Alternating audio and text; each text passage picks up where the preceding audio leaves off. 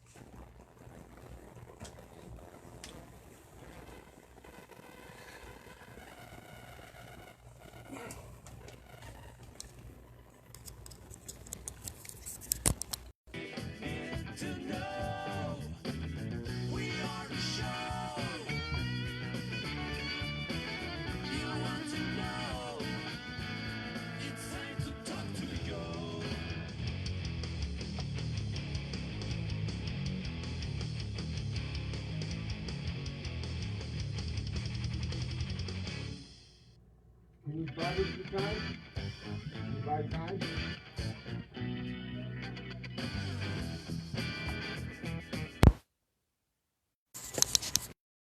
It's the sound.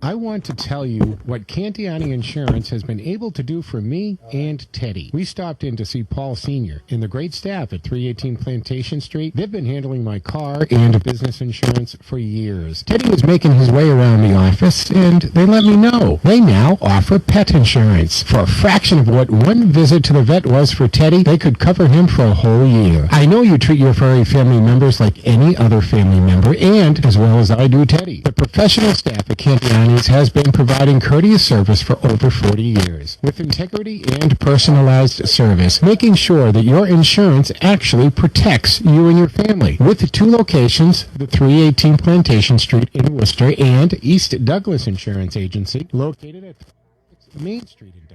For home, auto, business insurance, and now pet insurance, click CantianiAgency.com or call 508-791-2088. 508-791-2088.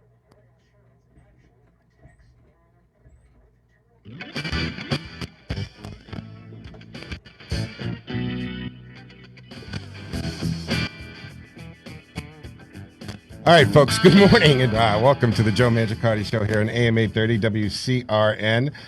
Trying to get my sound squared away here this morning. Hey, good morning, Shane.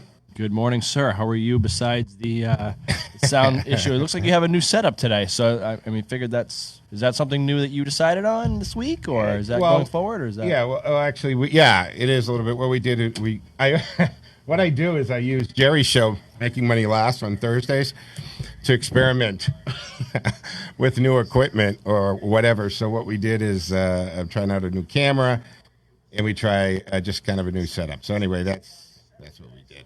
That's what we did. So all this actually, folks, comes down to the fact that we're live streaming the show on the Facebook Live app. So that means if you go to Joe Mangiacotti Facebook page, which is Joe Mangi Show on Facebook, you will get the live stream notes. It's not really sophisticated, right? It's just a camera thrown up here. The thing is to get the sound to match the video. So you got to feed it at the same time so that it's not frustrating to the listener or the viewer there. The drawback is, Shane, we have to remember that this setup, everything that we say, the producer says, we talk about, actually will go out on Facebook Live. So if you ever want to hear the talk that's going on that doesn't go on over the air, go to Facebook. You can check it out, folks. All right, housekeeping stuff. So to join the conversation, 508-871-7000, 508-871-7000. As if you didn't know that number already. We also have our text line. So this is a live text line that you can text us in real time during the show at 617-297-8388. 617-297-8388. And you can also email us in real time, right, at textjoeintheradio@gmail.com. So what happens there is it goes on the same screen, folks. So it shows up on the same screen. So, yeah, that's good. You can always reach the show off here. We do have a show email, and that is joemshow@gmail.com. You can use that for correspondence. The text show on the radio at gmail.com. We kind of use that for actually during the show if you want to say something but you don't want to call in. Also, you guys use that to send me something when I can't recall something or somebody's name. You know, it comes up in conversation, and I'm afraid that's happening more and more. So it happens when you get older, Shane. I hear that. To look forward to. Sounds great. Yeah, Joe Biden's already there on a lot of that front. Also, you can call the show in our office number, which is 508-603-9778. All right, I think that takes care of housekeeping for now. So what's coming up in hour two is Dr. Larry Fedawa. He'll join us, as he does once a month in the holiday, July 4th weekend. Kind of pushed a lot of stuff back a week. Normally, he would have been here last weekend. But then again, Senator Moore would have been in on actually July 4th if we had done live shows. So he was in the following week. So you see how that works. Also, at some point at the show, I do want to talk about or go over an article by Heather McDonald from the Manhattan Institute. And it appeared in Imprints, which is a publication that the Hillsdale College does. And I'm not sure if you recognize Hillsdale's. Do you know what Hillsdale's College? You've heard that, right? I don't believe I have. All right. They're the conservative school. I mean, they offer free online classes, say, on the Constitution. And they come at it from a conservative constitutional perspective. But she has an article in their Imprimis. That's what they call their publication. So Heather McDonald will go over that. And then again, Dr. Larry will join us. 508-871-7000. But it's just I'll start out with some observations I wanted to make over the last week here. See, I'm watching Mayor Dinkins, right, and Mayor Lightfoot, and the clueless Mayor de Blasio, as well as other large city mayors, and most of which are Democrat so far, are not just saying that we don't need help, but actually rejecting the much-needed help from the federal government, all while seeming to not understand that their cities are already loaded with federal police officers and various federal agents, all of whom have the full authority and force of law their respective agencies hold. They're already in these cities, folks. And the mainstream media, well, they're not showing actual footage but we can see this online, right? You can go online and get it. You can watch certain talk shows or news shows, and they'll have the actual footage. So you got to go to those alternative news sources. And during the White House press conference yesterday, I'll get into this. This was kind of interesting because the press secretary was talking about this stuff and then showed some video, and they got really upset about it because they didn't control it. But anyway, the left maintain that these are peaceful protests the White House surprised the press corps, see, with the actual footage of going on. Now, this caused the mainstream media outlets, like, they cut away. Because God forbid anyone shows real footage but them. It's their job to edit, disperse, and shape your intake and your opinions. And they literally cut away from it. Now, the speaker is calling civil law officers stormtroopers. And Representative Jim Claiborne, he's referring to our own peace officers as Gestapo. And Mayor Ted Wheeler, right, this guy, now he's describing those that are there to protect him. Remember 2 nights ago he went out into the riots surrounded by security, but he's calling the police there, and some of them are not military, they're civilian police officers and agents, paramilitary.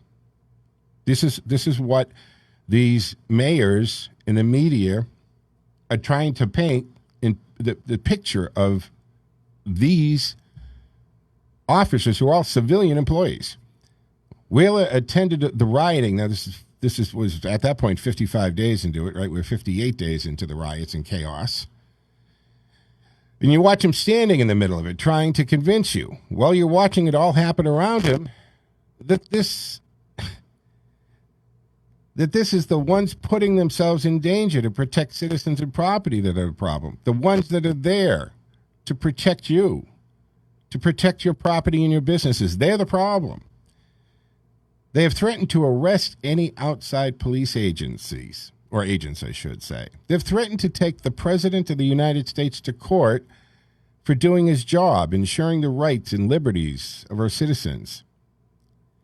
The misunderstanding of how the federal government and state governments work together from some of these mayors is mind-numbing, pedestrian at best. Not only are the agitators and bad actors with their criminal behavior think that the federal protection and police officers don't have any authority in their cities, which is interesting, but these left mayors and governors are sending the wrong message, and I mean wrong message, and what they are saying is just simply not true. So let me set some things clear here, set it straight. Right now, and for a very long time, federal agents have been in major cities of this country and have been working hand in hand with local and state police and prosecutors. It happens every day, folks. It always has. So the criminals who are attacking federal buildings and smashing in windows and setting on fire with the personnel still in the building think they can run across the street to the park, or that they somehow are protected, that they can't be arrested or even pursued. But let me make this clear. You are very, very wrong. That was federal property, and they are federal agents and officers, and they can arrest you, they can pursue you, and they will. And anyone that gets in their way is subject to arrest and prosecution. The left and the Democratic mayors that are rejecting the president's offer for help, well, that's idiotic for doing that. But you see, they're rejecting Donald Trump. They're ignoring the fact that he happens to sit in the Oval Office, and they are rejecting a long-standing precedent in history of the federal government supporting and augmenting state and local authorities when they are in over their head. And folks, they are in over their heads, very far over their heads. They can't even see the top. So they're rejecting it because it's Trump, but they forget that he happens to be the president. Now, the televised murder of George Floyd by a uniformed officer during an arrest may have set this months-long swell of protests, along with riots, vandalism, and all-around general anarchy into motion. But the BLM movement has taken over the push. The organization that was birthed in 2013 from the death of Trayvon Martin. He was the young black man that was shot by George Michael Zimmerman in Sanford, Florida in February of 2012. Well, Zimmerman claimed it was self-defense, and he was shielded by the stand your ground law in Florida. Now, he wasn't initially charged, but the political pressure was so great, and he was eventually charged. The media and black activists, including the founders of BLM, describe Zimmerman, who's a Latino, as passing for white or white Hispanic. You see, George Zimmerman is light-skinned. And Zimmerman is the product of an interracial marriage between a white father and a Peruvian mother. A young black man being shot to death by a Latino in self-defense was not as racially charged as a young black man being shot by a white man. And so to deal with that complexity, the New York Times and others adopted the rarely used phrase white Hispanic to describe Zimmerman. Now, I, of course, was doing talk radio in those days, and prior to the Zimmerman-Martin shooting, I had never heard the term white Hispanic, much less 100 times a day for months. But the jury saw fit to uphold the self-defense and stand your ground law on July 13th of 2013. So he was acquitted of all charges in Florida versus George Zimmerman. The argument for the need of an organization to be the watchdogs of police brutality, racial profiling, and just the general all-around unfair treatment of black Americans, young black men especially, well, that isn't much of an argument. It's needed, no question. BLM, in its core mission, is needed and valuable. But either they've been hijacked by bad actors with ulterior motives, or they have lost control over the emotionally charged participants, or, and I hope this is not the case, they condone the criminal behavior in targeted attacks on police, agents, government officials, and property. Civil agents, police, and innocent bystanders are being attacked. 3 federal agents have had lasers pointed in their eyes, causing permanent damage. They're blinded. Skulls have been cracked, and even a broken eye socket. Commercial-grade fireworks have been shot at them. Agents' hands have been impaled by planted nails, and they've been ambushed and straight-out murdered.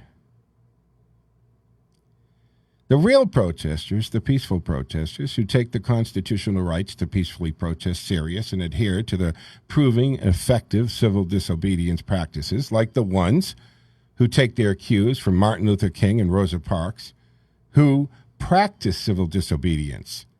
And the only violence that was coming from the police in those days was the police, not the protesters. Just today, well, just the other day while I was putting these notes together, A.G. Barr was on TV yesterday, and he was saying the leading cause of death for young black males is homicide. 7,500 black Americans are victims of homicide every year. Now, this is true, but it's not from police or government officials in some kind of black ops. At the time that I was jotting down my notes, Portland, and this is just yesterday, folks, so Portland is still in chaos, and Detroit, oh my goodness, now Detroit had a horrific couple of weeks. You know, they had 5 mass shootings. 2 shootings involved 4 people, 2 shootings involved 5 people, and 1 mass shooting where 9 people were shot. Now, last weekend, there were 33 shootings in Detroit alone, 26 injured and 7 killed in 1 weekend in a major city in the United States. If this was happening in major cities in third world countries, the United States and the UN would have sent peacekeeping soldiers in by now. The Detroit Police Department, in cooperation with various federal agents like DEA, FBI, and ATF. Now, this is just from the task force with the Detroit Police Department, not the normal policing. Last weekend, they made 117 arrests. And wait for it, get this. And of those arrests, they confiscated 106 illegally owned guns. Now, Detroit has some of the toughest gun laws in the nation, right? 0 tolerance. But you see, criminals, by definition, are not law-abiding citizens and have illegal guns. And gun laws only apply to law-abiding citizens. They're the only ones that follow the rules in the first place. So maybe instead of criminally tearing down statues, vandalizing, assaulting, and setting businesses and government buildings on fire, you should pressure your elected representatives to legally remove those statues, and you address the murder and violence in our cities. I know black-on-black crime isn't your narrative, but it is a problem, and the longer and harder that you ignore it, the longer you avoid the very difficult steps needed. The balancing act required. The more you lose credibility, the more all citizens will get frustrated in your misplaced energy. And we've witnessed your energy. You have enough to keep the fight on racial injustices and to address the inner city violence on black crime. You can do it. Police morale is at an all-time low. Retirement requests have surged. NYPD had to put a hold on the filings. Plus, they disbanded the 600 personnel anti-crime unit. You know, the ones that are in plain clothes, that really do get criminals and guns off the street. Because most criminals, although not the brightest bunch, are smart enough not to commit crimes in front of police. Or at least that used to be the case. But in New York, they've empowered the criminal by not prosecuting crimes, doing away with the bail, and releasing inmates from the jails. But who is asking for the reinstatement of the anti-crime unit? The black community leaders. You see, well, the same scared politicians that are defunding your police accuse the police of wrongdoing with no discernment whatsoever are the same ones who have $4,500 a day per person bodyguards that you're paying for. Yes, they will be protected and the rich will have security, but your security, commonly known as 911, won't be there when you need it. These people as a whole are the same heroes that we cherished when they blindly ran into the burning Twin Towers after calling home to tell their loved ones just that. They loved them and probably won't be coming home that day.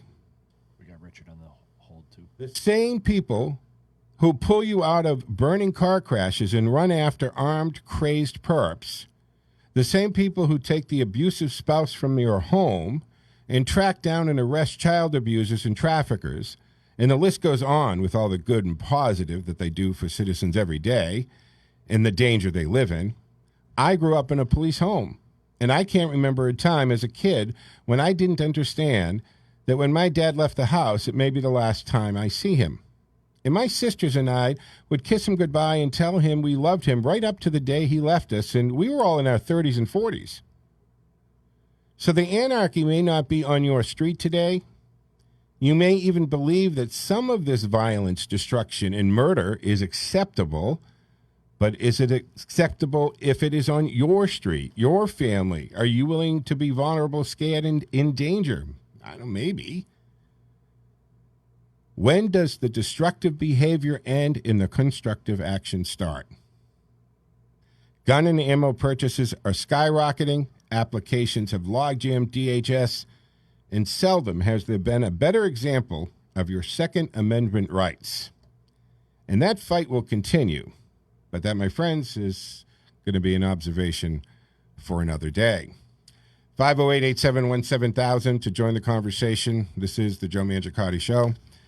And you can, of course, text us anytime at 617-297-8388. And we go to the phones. Richard, you've been waiting patiently. Good morning, sir. Morning, Joe. How you doing? I'm good. I'm good.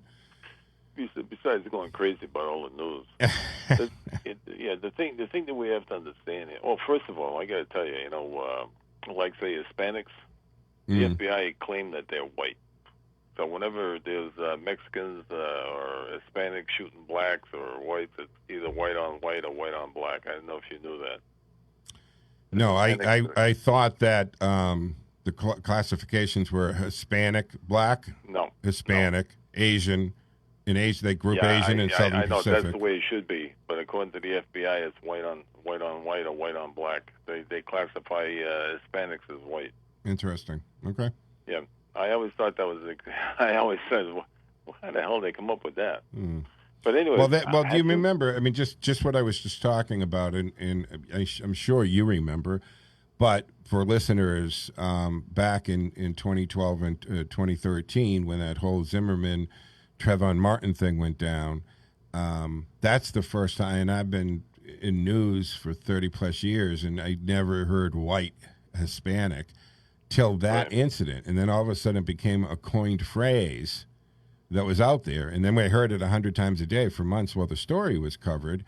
And I always thought that is such a bizarre thing that you're injecting race when you don't need to inject race, because that confrontation between George Zimmerman and Trayvon Martin wasn't based on race. It wasn't a race-based thing going on. This guy was a little overzealous, kind of like community watchdog, right? Neighborhood watch thing. Right. And he called 911. He called the police on a regular basis for everything. Nobody knows the exact exchange that happened there, but the end result was horrific and bad. But to make it, it was trying to be made out that like Zimmerman went hunting for young black men to shoot. And then they brought his race into break anytime.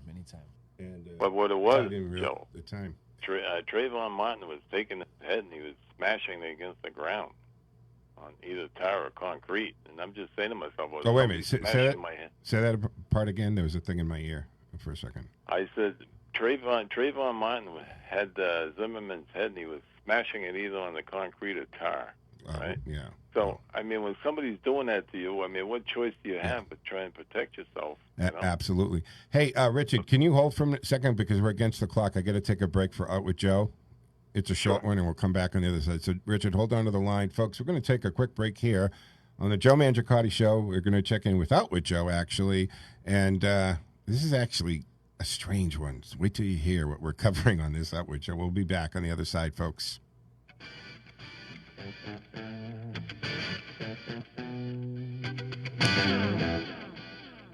It's time to go out with Joe. Welcome to this edition of Out with Joe, brought to you by Nothing Bun Cakes in White City Plaza in Shrewsbury. I'm Joe Mangiacotti. And this week, we're going to take a look at, lab-grown chicken nuggets. Yes, that's right. Sounds a little Star Trek-y, right? We've all seen the episodes when the replicator just simply creates food out of thin air. Well, KFC will test chicken nuggets made with 3D bioprinting technology. They'll start this in Moscow, Russia this fall. The chain announced this in a July 16th press release. The chicken chain has partnered with 3D bioprinting solutions to create a chicken nugget made in a lab with chicken and plant cells using bioprinting. Bioprinting, which uses 3D printing techniques to combine biological material, is used in medicine to create tissue and even organs. The 3D printed chicken nuggets will closely mimic the taste and appearance of KFC's original chicken nuggets, according to the press release anyway. KFC expects the production of 3D printed nuggets to be more environmentally friendly than the production and process of its traditional chicken nuggets. The fall release will mark the first debut of a lab-grown chicken nugget at a global fast food restaurant chain like KFC. Raza Polakova, the CEO of KFC Russia and Commonwealth Independent State, said in the press release that crafted meat products are the next step in the development of our restaurant of the future concept. Our experiment in testing 3D bioprinting technology to create chicken products can also help address several looming global problems. We are glad to contribute to its development and are working to make it available to thousands of people in Russia and, if possible, around the world. Although it's not currently widely used in food, lab-grown meat is a heavily researched product that many investors hope will soon be on the market. Memphis Meats, a cell-based meat startup, raised $161 million in its latest funding round, and major investors include CPT Capital, a venture fund that has also backed Impossible Foods and Beyond Meat. Also on July 16th, KFC announced that it would sell Beyond Fried Chicken at over 50 California restaurants for a limited time after successful tests in Nashville, Atlanta, and Charlotte. So, folks, the future gets another step closer. Someday you might just walk into the kitchen and tell the computer to print you out a little snack. We've suspended the Music Minute for the time being, folks, but check out outwithjoe.com for the latest in dining and entertainment news. Out with Joe has been brought to you by Nothing Bun Cakes in White City Plaza in Shrewsbury, on Facebook at Nothing Bun Cakes Shrewsbury. I'm Joe Mangiacotti for Out with Joe. You're listening to Out with Joe. Have you heard of the hottest new bakery around? I know you heard about it right here. My friend Al has opened Nothing Bundt Cake in the White City Plaza in Shrewsbury. Nothing Bundt Cake is a bakery chain and is locally owned and operated by my friend Al. They have bundt cakes ranging from bite-sized to tiered, plus platters, candles, and cards. For any occasion, function, or just to have around the house or office, stop by and check them out. Everything is baked from scratch and on site. Nothing beats a sweet surprise. And until you try one of Al's bundt cakes, you haven't tried a real bundt cake. Stop by and ask for Al. Tell him Joe told you to stop by. 98 Boston Turnpike, White City Plaza near Planet Fitness, Shrewsbury, and on Facebook as well. Nothing Bundt Cake, Shrewsbury. This is the Joe Mangiacotti Show. We are the show. You want to know.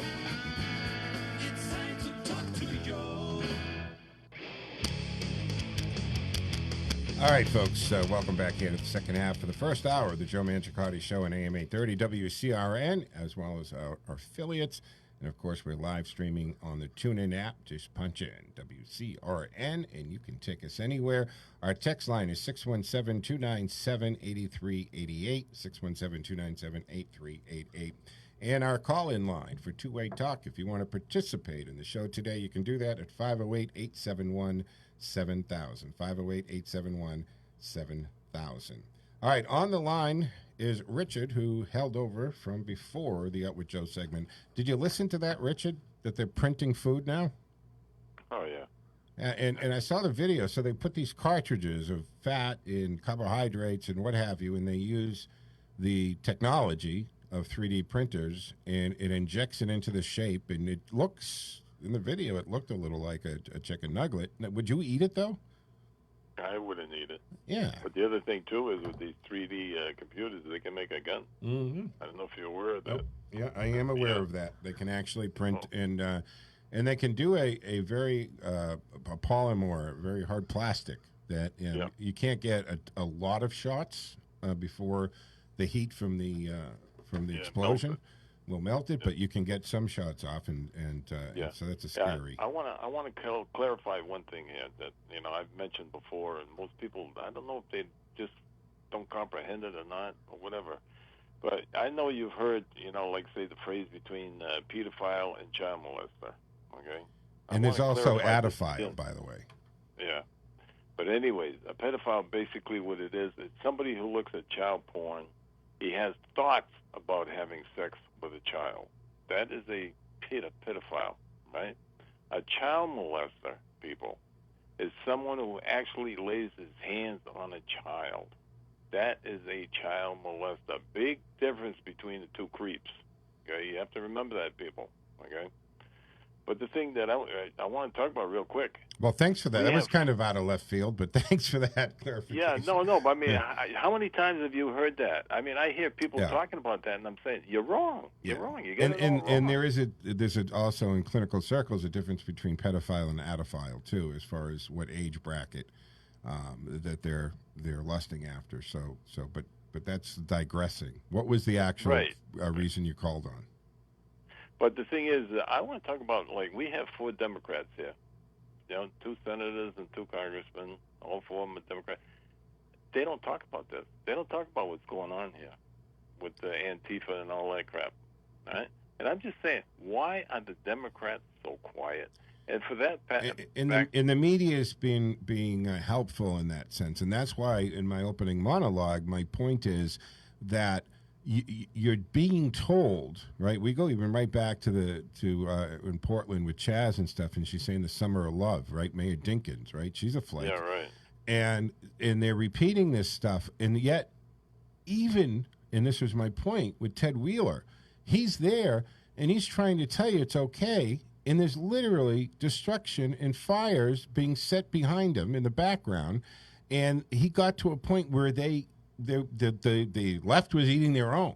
They started telling him to quit his job, right? So he's not protected, and that's the problem with the left. They figure they're going to get eaten last or something, right there. I mean, it's very much the whole communist manifesto style that you do here. Nobody wants to be the person that speaks their mind or speak up because they don't want to be attacked. So they figure if I just shut up and go along, I'm not going to be targeted. But they will get to you eventually. Oh, again, well, it's the same thing I told you before. The brown shirts with Yeah, Hitler. absolutely. They went out there, Kristallnacht. They went after the Jews. They smashed all their shops and stuff like that. And when it was all said and done and Hitler took off, right, guess who were the first ones he got rid of? Yeah, they served their purpose. They served their purpose. And this is what I'm saying to myself. Why are our senators and congressmen, whether they're Democrats or Republicans, why are they so quiet on this? What are they afraid of? Because I'll tell you what, when the crap really hits I'll tell you what, when the crap hits the oscillating unit, I said, this is going to be it, right? But the thing that we have to understand here, they have to make up their mind, and they have to make it up quick, because I'll tell you what, it's starting to get out of control here. Yeah. Look, we have 101 days till the election, and we have the whole atmosphere of the cancel culture out there, and again, it comes back to, and this cracks me up with these companies that have given money and done these policies, and then they're still being attacked and gone after. And the problem here, in especially because if you look at the Wall Street Journal, right, they just responded, like over at the Times. You know how all those staff members signed the letter. Yep. They were pissed that they let Cotton write a editorial. And it's like, well, first of all, the whole idea and concept of free press is opposing and different points of view. So why do you have a problem with that? I've always said this: if you are confident in your position, you have no problem with anybody else, debating it or challenge you on this. Well, they tried that at the Wall Street Journal, and the editorial board came back and shut it right down and said, yeah, no, that's not going to happen here, folks. And the problem is that they have this fear of a perceived power that these people have. Because if we look at A&E, right, that's the network that carried Live PD, and they canceled that. And why did they cancel? It wasn't, the viewers weren't asking for that show to be canceled. It was like one of the highest rated shows on television. And they cancel it from the perceived power of these activists, left activists, which is a small group, but because they're afraid of it, they cancel it. Now, A&E's ratings have dropped about 50%.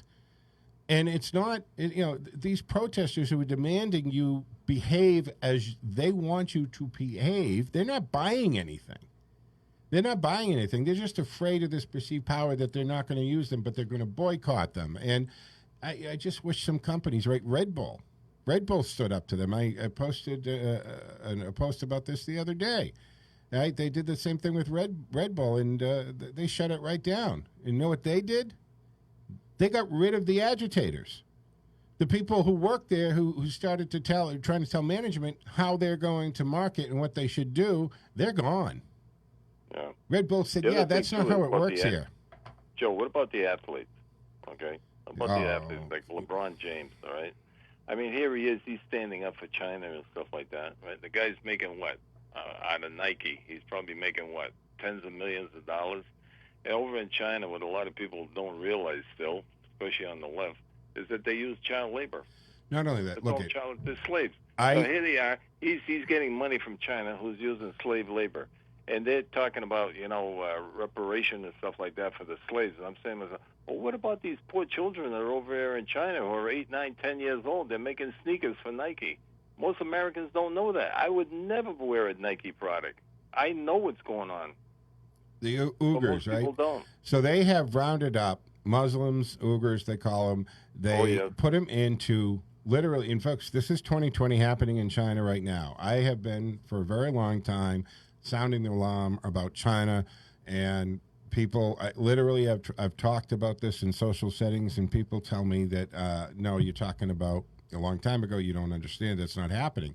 I'm sorry, it is happening. Just recently, some footage got smuggled out, and it was. And I'm trying to remember the organization. It's a media organization that went in there. Yeah, some kind of Christian organization. Yeah, and they have video Religious. of blindfolded prisoners of the state, enemies of the state, blindfolded, being loaded into train cars Jesus, where is that familiar? That sounds awful familiar.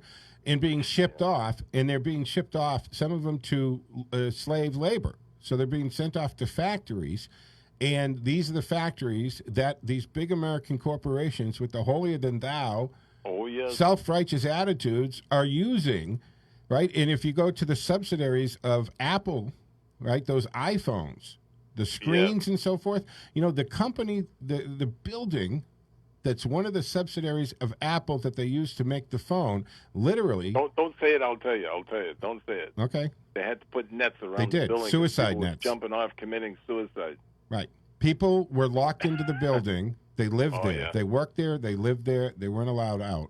And they're only, imagine this in today, modern day, that you're a prisoner being forced to work, and you think your only way out of this is to take your life. So they would go out the window or get to the roof, and they would jump off the building, and they put suicide nips up to stop it. Exactly. So this is They're happening, working folks. 16, 18 hours a day. But, there's a little bit of a hope that a few of the European countries are starting to see this. And I got to tell you, we as a country have got to take a stand with China. Now, I mean, you add this on top of the fact that the president said, you know what, enough. We've been watching you for years, and you run your spy hub out of your consulate in Houston, and our government knows it, and your government knows that we know it, and Trump said enough. You know what? 72 hours, get out. Enough is enough. You've been putting people, spies, into our universities and our corporations for decades. And they've been stealing our intellectual property, and now they're going after the medical, right? They've been concentrating on hacking the medical research for COVID-19 specifically, right? Well, as long as they get the one there from Microsoft, they can have that stuff. Bill Gates. Yeah, it's I crazy. don't trust Bill Gates. Let me tell you something real quick about Bill Gates. All right, he was doing the polio vaccine in India, right? And after he got over there with all his vaccines and stuff like that, I don't know if you're aware of this, but 469,000 people became very, very sick, and a lot of children died from that vaccine that he gave them. Were you aware of that? Not that specifically, but I have read many articles about some vaccines that people. His the stats are vaccines, people especially got the ones sick. he put in Africa and stuff. Yeah. Where he sterilized a lot of African women, and a lot of them, they from the vaccines that they got, they you might as well say they just about went brain dead. They had all kinds of brain damage and stuff from the vaccines that he shipped over there. All right. It's unbelievable what's going on here. People don't understand. They don't want to understand, a lot of them. Yeah. My granddaughter, 18 years old, I mean, she came here July 4th, and she was all for this, Black Lives Matter and all this kind of stuff. She hasn't been back here since. I mean, I wasn't there, because I'll tell you, if I'd have been there, I'd have mentioned something, but it was just her and my son. Mm-hmm. And, I mean, that was it. She got in her car and took off, Joe. That's Over how the brain- discussion. Huh? Over the discussion, did you shed I don't? Yeah. In other words, that we should make reparations to the blacks and that we took advantage of them. Well, you know that whenever I hear that, it just my response to that is, okay, let's have that discussion. Tell me how that would work. Exactly, where is the money going to come from? Who gets it? How do you determine who gets it? Why do they get it? Like, what are the factors that you put into this? It just doesn't make any sense. Here's the thing. No, it doesn't. Look at folks, and I'm not saying this. Black leaders in the communities are saying this, that the United States is not the racist country that the left tries to make you think it is. And as far as where we are in the world, I mean, this has been the best time for just about everybody to live, given the medical advancements that we have, the readiness or availability of food and medicine. And black community leaders, will tell you that they don't want to be a black businessman in any other country but the United States right now. So how many black billionaires are there, like Oprah Winfrey and all them? I mean, I mean, they're billionaires. Do you think they'd be able to do that in Africa? Well, in I parts don't of the think so, country, Joe. they're not actually. By law, they're not allowed to. But I Yeah. I got to run, Rich. We've been Yeah, on I for a gotta while. let you go. All right, man. All right, you take care. All right, thank you, sir. All right, folks. Again, coming up in hour 2, we'll be joined by Dr. Larry Fedawa for a little while. We'll check his take on the political landscape, but you can share your take on any issues right now. His lines are open and available at 508-871-7000. And let me go to the lines because Mark has been waiting patiently. Good morning, sir. You look marvelous. And you look marvelous as well. How are you, Mark? We sound like we're on our fantasy island. Billy Crystal used to do this character, and he'd do that. Shane, you remember that? Oh, you Oh, I might be remember, ahead of yeah. your time. Yeah, back in it's like Saturday Night Live days, and he'd have this whole. He'd go, "You look marvelous, darling," and it was Well, that was from Fantasy Island with. Mr. O'Rourke. Tattoo. Yeah. It's the play boss. The plane. I just watched that movie. Did you know they made a movie about the TV show? What, Fantasy Island? Yeah, I they didn't did. see it. And the guy who and its tattoo isn't set up, so it's like it set itself up for a sequel. So the island actually has some kind of power type of thing. Not getting into it, but the character Tattoo is played by Jimmy O. Shang. Is that the comedian? The kid that's on a lot of stuff. So he's a stand-up comedian and writer. He ends up being Tattoo, and the name comes from when he was in college. He got drunk and he had the word tattoo tattooed on his chest. So Tattoo was a Chinaman? In the movie, yeah. And I'm surprised they didn't deplatform it. and true, but anyway, No, they made the. well, I watched it on I don't know, the middle of the night the other night. I was streaming through channels, and I was like, I wonder how they do this, because it's like they run out of ideas, Mark, in Hollywood, right? They turn movies into They TV ran out of shows. ideas 20 years ago. At least. I always said, there's nothing that has been put on TV that Lucy didn't do already. That's right. Everything's just a takeoff of one of Lucille Ball's episodes. Or Norman Lear. Yeah. Oh, Norman Lear is responsible for 80% of what was on TV. Well, he's responsible for 80% of what you see on TV now. Yeah, still. It's all Norman Lear's Companies. ideas.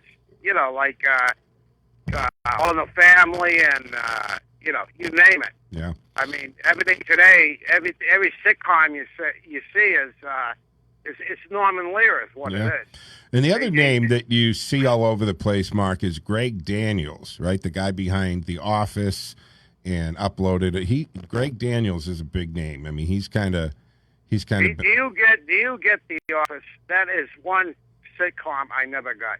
Oh, you didn't understand it? I couldn't get into it. I just don't get it. Yeah. I don't get it. I don't get the whole premise of it. I didn't think it was funny. Yeah. I thought a lot of it was idiotic. Yeah. How about you? What did you think? I got to tell you, I didn't watch The Office when it first came out because when it first came on, same thing. I'm like, what the heck is this about? And then you realize, okay, the whole thing is supposed to be a film crew doing a documentary on office work. So that's what you're watching. Of course, it went on for what? That was the premise. That was the premise. And it went on for 9 years, right? But the thing about it, so I didn't watch it for a while because I thought that was stupid. I started watching it later in reruns. I started watching it when, like Jim's character and these other people, they got to be well known in other things. Then I went back and I'd watch it once in a while, and some of them are funny. But you have to suspend reality to buy into the premise of it. Otherwise, you're just frustrated watching it. I gave up on it. I never got to that point. Wow. What else? Anyway, Yeah. what I wanted to call about is our friends, the Chinese, the crap that they were pulling in Houston. Yeah. From what I understand, they were hacking into our COVID-19 research facilities, and in other words, they want to know what we were doing with the COVID-19.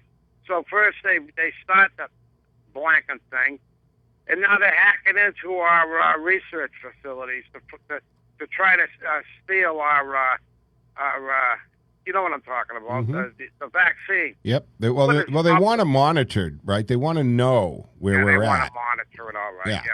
Yeah. They They want to monitor it all right. Yeah. Yeah. Well, I don't mean that in a good way. I mean they want to steal it. They want to monitor, but they want to make sure that they know where we are in it. And of course, it's China, folks. I don't trust them at all, and they want to know how close we are because I'm telling you, they're probably. They know. I mean, it came from China. I know that we're not supposed to say Chinese flu or Wuhan flu, right? But you know what? I'm putting a pin in that whole bogus political correctness thing. Yeah. And I got to tell you, I think that they know a lot more about the virus than they are letting other nations know. After all, they concealed it. They concealed it in the first place. And, I said this a few weeks ago in the show, and I said, China lied. And one of the people on the panel, and the guest said, oh, come on now. No, you don't know that. And I'm like, wow, how do you not know that? How do you not know that? Because we can go back. At the beginning of the outbreak in China, this is a fact. This is what you should have told them. You could not get an airliner from Wuhan to Beijing. They had shut the internal flights down. Yeah, but they were encouraging travel outside of the country. Yeah, if you wanted to go from Wuhan to northern Italy or Tehran, Iran, or to Spain, Barcelona, Spain, no problem. They were leaving in droves, going to these three places that I just talked about. Yeah, I mean this is all a fact. You know what I'm saying? Mm-hmm. Absolutely. Until President Trump shut it down. He said, no more flights from China. Because they were leaving from the Wuhan district, outbound flights, transcontinental flights. And in other words, they knew exactly what they were doing. They knew. And they knew that the people getting on those flights, many of whom they knew were infected. And they didn't give a blank. They just did it anyways. That's a fact. Now, they were burning 55-gallon drums. Yeah. They showed them on in Houston. 55-gallon drums. It got to the point where it set off the smoke detectors. The Houston Fire Department shows up. And they wouldn't let them in. Saying, what the heck is going on here? Your smoke detectors are going off. And I guess they just told them, hey, we're burning documents. Take a hike. Yep. This is sovereign territory. Yep. Now, I'll end with this. I also hear, besides hacking into the COVID-19, besides burning documents that set off smoke detectors, they were they were looking into every U.S. military active duty personnel and within all of the U.S. military. Did you know that? Yeah. They were also looking into who were veterans of the U.S. military. Now, why would they want to do that? I know why, but why do you think they want to do that? Their entire objective in that division of the government is just to collect data. They want data on all of our military personnel. They want to know who served in the military. And let's not forget the veterans. And let's not forget that the military has often been, let's say, how do we put this, used to test vaccines. Every time you get deployed, they pump you full of all kinds of stuff, depending on where you're going on the globe, Mark, right? You know this. So if you're getting deployed, you're going to the Middle East, you're going to get a series of vaccinations and things, and then you get a little class, right? They got to brief you on what not to do, what to look for, where not to drink water, all that kind of stuff. But the military, they've used vaccines that aren't out for public consumption many times in the military. But what I'm saying is that they were also looking at if they were Army, like what their MOS was. Mm-hmm. Of course they are. What their specialty was, what their job was in the military. In the Navy, they were looking at what their rates were, what their specialty. That's the equivalent of your MOS in the U.S. Navy. Yeah, they gather all that information. Huh? Because they want to know it. I don't know if you're getting at a specific reason for that, but they just want to know who's qualified for what, who's educated in what, who's trained, what kind of people we have. I mean, that's just all they do. In case they decide to invade us, they want to know who knows what and what knows who. Well, Mark, and everybody, let's make no mistake about it. See, China has a 500-year plan here, people. It's that they don't think like Americans quarter by quarter. They have a very long. Their goal has been since the Cold War, since World War II, to be the only superpower on the planet eventually. And so, yeah, do they think that they're already controlling aspects of the United States by financial pressure? Like the media. They control the media. The media. Even Bloomberg, remember back in the primaries, even Bloomberg said China dictates to Bloomberg News what they can report and how they can report it, and he was fine with that. Then we have the sports franchises who are absolutely beholden to China. Look at what happened when we had a coach said, all he said was, geez, stand behind Hong Kong or Hong Kong freedom or something. The guy was cut off at the knees. You're not allowed to speak out or say anything negative. And that's what's happening in Hong Kong right now because they just voted, right, which is a joke, but they just said, okay, we, mainland China, we now have the authority. We can go into Hong Kong. And if you're a citizen that you stepped out of line, our police, our secret police, can come over there, scoop you up, bring you back to the mainland, question you, torture you, or send you off to one of these camps that they're blindfolding people and loading into the truck for the Uyghurs. But we're running up against the time. Your last thought, Mark, before I have to break for news? Yeah, keep your eye on China. I have. Keep a close eye on them because they're up to no good. Have a good one, man. Thank you, Mark. And I agree with Mark. I have been keeping my eye on China for a very, very long time, folks. I have been saying this over and over again. You've got to watch China. Keep your eye on China. They're actually our biggest problem, right up there, or I'd say before Moscow at this point.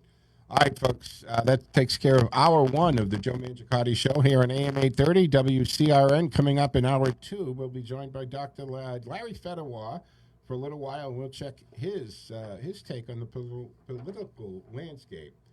All right, are we good for how far are we away? All right, here we go, folks. 508-871-7000. See you after the break.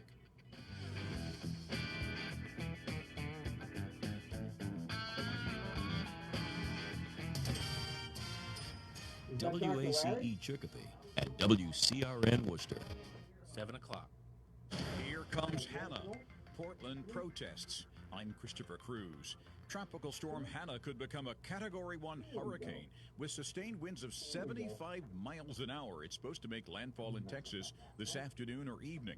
Meteorologist Derek Van Dam says hurricane warnings are now up along the south central coast. Now, the storm surge threat is real, 3 to 5 feet, including the greater Corpus Christi region. Nonetheless, with the strong winds will be heavy rainfall, so the potential leads to excessive flooding across that region with up to 10 inches of rain, even some higher amounts possibly. Hannah is the earliest H-named storm ever in the Atlantic. Federal agents again used tear gas to try to disperse a large crowd of protesters who were outside the federal courthouse in Portland, Oregon last night. Correspondent Lucy Kavanaugh reports the protesters say federal agents are just making things worse. People had been gathered here very peacefully. There were speakers. People were doing call and response chants. Different people were coming up and trying to really highlight the Black Lives Matter message. Then in the midst of this peaceful gathering, a very small group of protesters over by the federal building began shaking the fence that the federal agents had erected to protect the building. The number of deaths in the U.S. from the coronavirus reached 1,000 again for the fourth consecutive day. The number of coronavirus cases has been growing in southern states, including South Carolina, Georgia, and Florida. Carlos Jimenez is the Republican mayor of Miami-Dade County. You got to wear a mask, keep your distance, wash your hands. And if we do that, then we will continue to drive this contagion down. There's been a 50% increase in deaths in Washington state in the past week. Brazil reported more than 56,000 new cases overnight. Foreign students won't be allowed into the U.S. if they plan to take their classes entirely online this fall. That word from U.S. Immigration and Customs Enforcement. I'm Christopher Cruz. Are you paying too much for term life insurance? There's a tremendous price war among the major term life companies. Rates have dropped dramatically in the past few years. For example, a man age 45 non-tobacco user, $1 million of coverage, $75 per month level rate for the next 10 years. Or a man age 50 non-tobacco can obtain $500,000 of coverage for a monthly premium of only $110 per month, guaranteed not to change for the next 20 years. That's right, level rate, guaranteed not to change for the next 20 years. If you're a smoker, we have great rates available for you as well. At Termbusters, we specialize in policies of $500,000 and above. If you're looking for new or replacement term life insurance, call today for a quote at 1-800-569-5440. That's 1-800-569-5440. You're probably paying more than you should. Call Termbusters, 1-800-569-5440, or visit our website at termbusters.net. Remember, 1-800-569-5440. Rates and availability may vary by state. Sample rate quotes based on preferred non-tobacco underwriting. Exam required to qualify. I'm Reverend Peter Preble, host of Faith in America on WCRN 830 AM. On Faith in America, we hold conversations at the crossroads of faith and society. Faith in America, Sunday mornings at 6 a.m., right here on WCRN.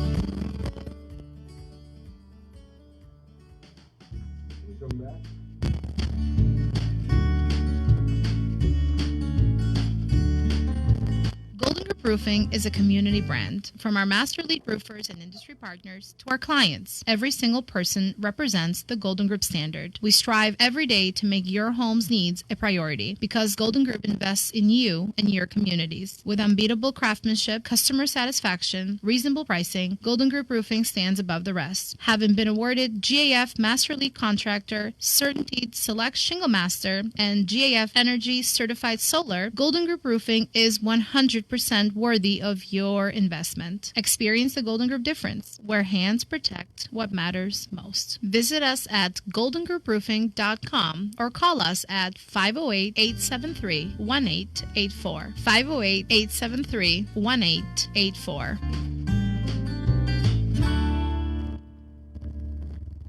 I want to tell you what Cantiani Insurance has been able to do for me and Teddy. We stopped in to see Paul Sr. and the great staff at 318 Plantation Street. They've been handling my car and business insurance for years. Teddy was making his way around the office, and they let me know. They now offer pet insurance. For a fraction of what one visit to the vet was for Teddy, they could cover him for a whole year. I know you treat your furry family members like any other family member, and as well as I do Teddy. The professional staff at Cantiani has been providing courteous service for over 40 years with integrity and personalized service, making sure that your insurance actually protects you and your family. With two locations, the 318 Plantation Street in Worcester and East Douglas Insurance Agency, located at 306 Main Street in Douglas. For home, auto, business insurance, and now pet insurance, click CantianiAgency.com or call 508-791-2088. 508-791-2088.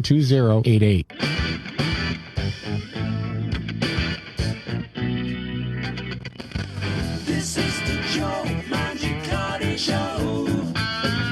Our topics are large and small. When you really need to know, we are the show. You want to know, it's time to talk to Joe. All right, folks, welcome back to the second hour of the Joe Mangicotti Show here on AM 830 WCRN, our affiliates, and, of course, live streaming on the TuneIn app. Just punch in WCRN, and you can take us anywhere. To join the conversation, 508-871-7000. That's 508-871-7000. We do have our text line as well, which is 617-297-8388. Just text it like you would anything else, and it appears on the screen here in the studio. And if you don't have the ability to text, but you have an email, if you email Text Joe on the Radio, all one word, folks, Text Joe on the Radio at gmail.com, it appears on the same screen. And on that note, we're going to be joined by Dr. Larry in a moment, but I've got some texts, and one of them I want to avoid. I want to share. And Shane, I want your input here. Somebody texted in and they said, hey, get rid of the opening song. Now, it's not the first time somebody has said something. I even think Mark, that caller we just had a problem with it. So, all right, what's your take on the theme song for the show? Well, first of all, is that all they said was just get rid of the opening song? That's it, period? Just get rid of the opening song? It says, song? get rid of your opening song, bad. That's all they it's a text, so it's not going to be a very long composed thing. Okay. I mean, the same person has other things to say over various, Actually, they text earlier. Okay, so wait a minute. I'm going through scrolling back, Shane, right? Oh, no, that was me who responded. I'm sorry. Yeah, no. So that's the only thing they've said on that. I mean, they said other things, close all China embassies, things like that. So, but it's not the first time. I thought the song was fine. What do you think? Be honest. I think the song is fine, but I also want to say how long I can't remember this. How long would you say that this opening song has been going since have you been Joe Mangiacotti show for a year yet? Has it been about a year at least, like fully on board with this opening? Well, with that opening, I mean, it's been the Joe Mangiacotti show since December of 2017. Right. Okay. So, but with this opening, it's been. Oh no, it hasn't been. It was because we went conservatively speaking for a year. Right. So, you know what? I have to figure out whether we're. So at a maybe year. I would say maybe if it's been at least a year, maybe we do change it up a little bit just to freshen it up. If that's the kind of comments we're getting, but So, otherwise I'm all okay right, with folks. it going forward. But if you're getting comments about it, maybe we change it all up right, and folks. see. You know what? You can text at 617-297-8388 or email us at joemshow@gmail.com or the other one. Let me know about the song because the funny thing is there's been a couple people, and I'm thinking one person in particular, who has volunteered to compose a new song. So, you know, they're supposed to be working on it. So maybe I'll get that version and we'll put it out someday. We can play it along even in the regular show and just see what people Because do you have react to the other one, the original one that's stored there? Because this wasn't the original one that came up with. There was more of I call it cartoony. Right. I'll look at If the you can archives and find see if that, I we'll can play find that. it. But anyway, all right. So the point is, folks, I do read, I do listen to your input, and I thought it was a fine song. But I mean, I think I'd like a little more rock. I don't know. But all right, if it really bothers you that much, folks, I'm sure most people really couldn't care less. But thanks for the input on that. Anyway, let me do this. It's time for us to invite into the conversation Dr. Larry Fedawa. Dr. Larry is a conservative commentator and talk radio show, talk host. He's on social and political issues. He's a former international technology executive, a business owner, a former college president, and he has a beautiful farm down near Washington, D.C. So, Dr. Larry, good morning, sir. Good morning. And welcome back. It's been a while. Happy 4th of July. Haven't talked to you since June, on the air, that is. And so we had the 4th of July, my birthday. It's been a big month, and we haven't talked to you since June. Your 4th of July is your birthday? The 7th. So we had the 4th of July and then my birthday. Of course, when I was a kid, I didn't realize that I thought the 4th of July cookout and party was all because they always combined it with my birthday, right? It was just easy to throw a cake out. So I thought, probably till I was 6 or something, the 4th of July's celebration was all for my birthday. Until somebody, my sister said, "What are you, a dope? It's nothing to do with you." So, well, there was a famous songwriter, George M. Cohan, who was born on the 4th of July. Oh, I mean, it's a great day. You already got people gathering, right? You throw the birthday cake like my parents did, and bang, you got a ready-made birthday. But yeah, so I'm a Cancer. It's July 7th, and that's my birthday. But anyway, we haven't talked to you for a while. A lot is going on.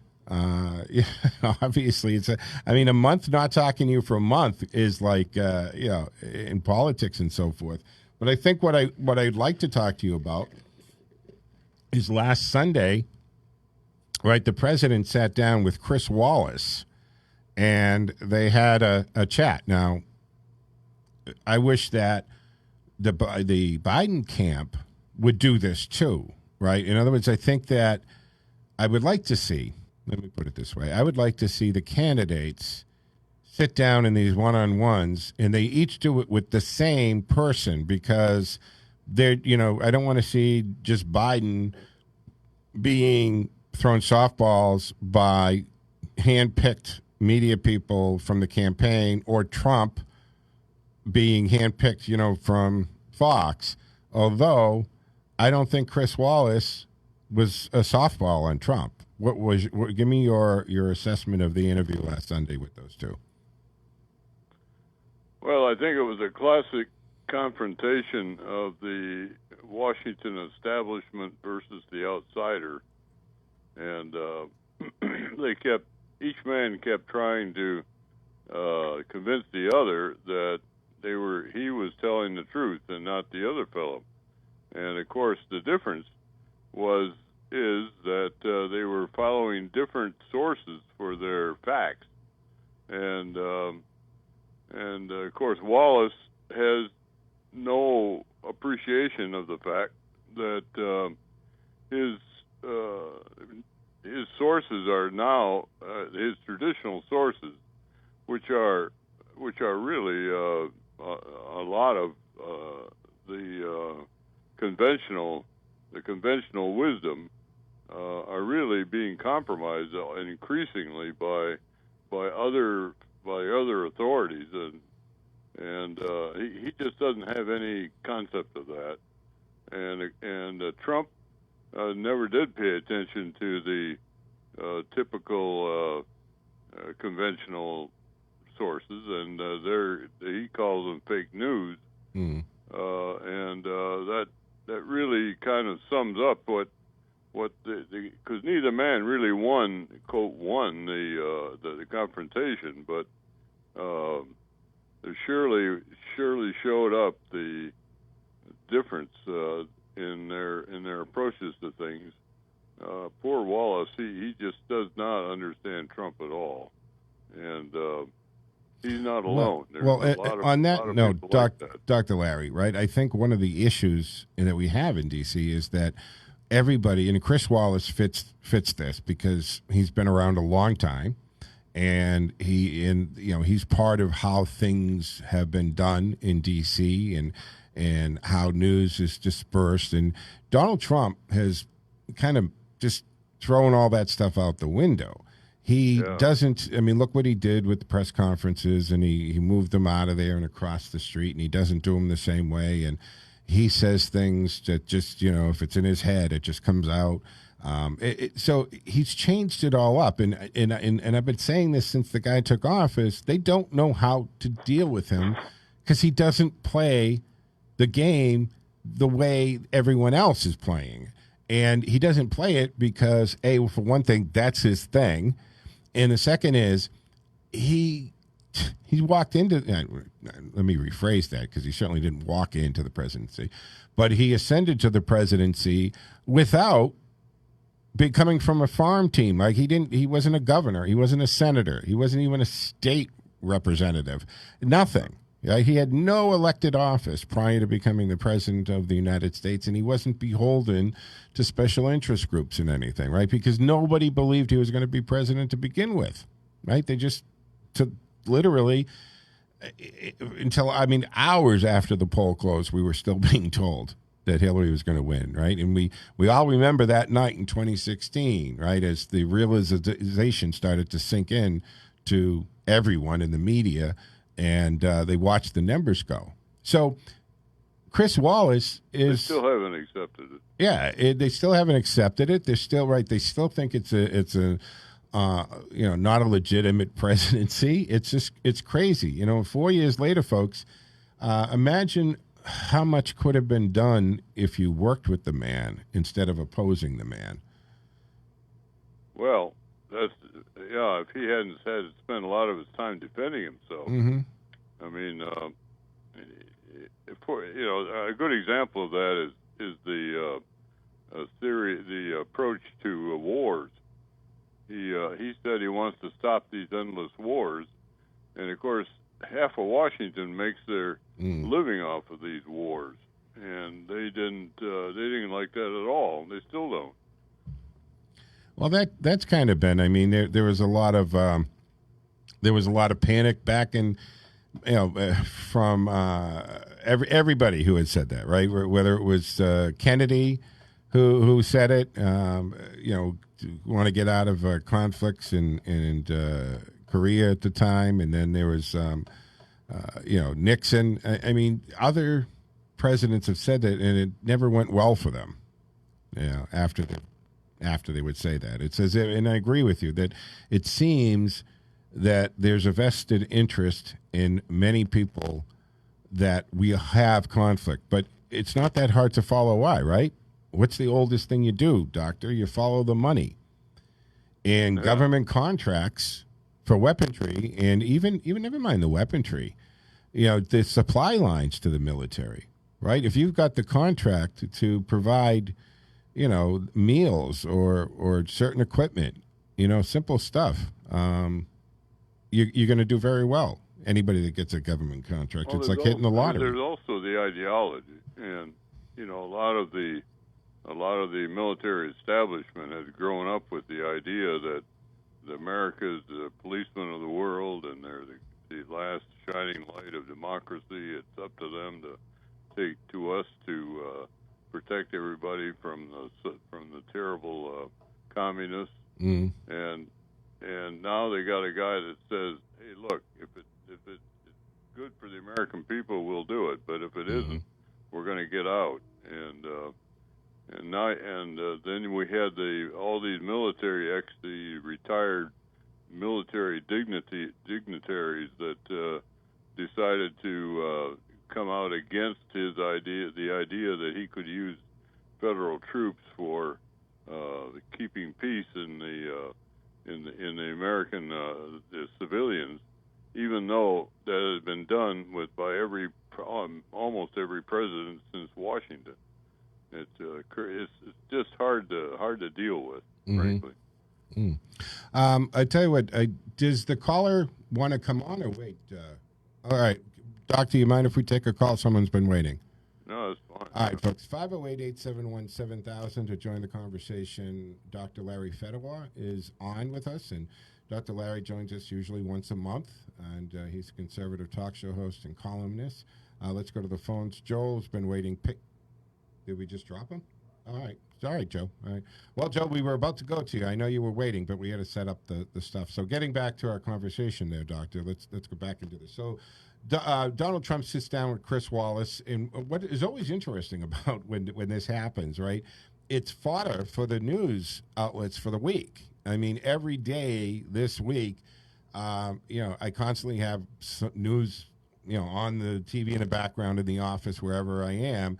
And they constantly go back to that interview and pulling little segments of part of it out. So they do this interview and they use it. But of course, let's face it, guys, it's a huge thing. And if for you in the media to have the president of the United States sit one-on-one for an interview, I mean, I wouldn't say no to that. Who would, right? Would you turn down that opportunity? So it is a big thing, not just for the person doing it, but it's a big thing for that to happen because you've got the president of the United States in a one-on-one conversation, and I don't know how much conditions are placed on it beforehand. They usually do that. I know from people in the media who have dealt with this when Hillary Clinton was Secretary of State and the senator, they said, there were a lot of conditions placed on interviews with her. I mean, even like her staff and people, they have to surrender their cell phones. I don't know if this is, apparently it's a commonly known thing, that you've got to give up your cell phone when you go into kind of a meeting or setting with her there. They don't want anybody being able to record anything or text out or do anything there. So have you heard this? Well, and Wallace is kind of a special representative of the establishment press too.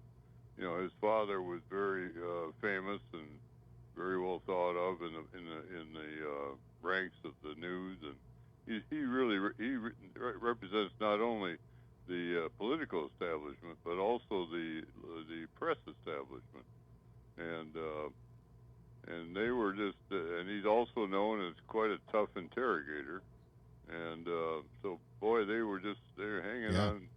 They couldn't wait. Yeah, but my point now is I think that Joe Biden should do that same thing.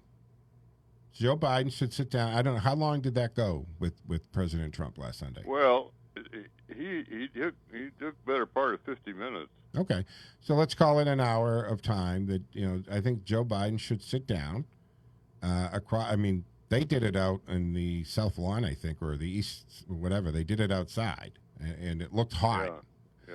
But do it inside. As a matter of fact, I'm sure Chris Wallace would go to Joe Biden's house and go in the basement if he wanted it.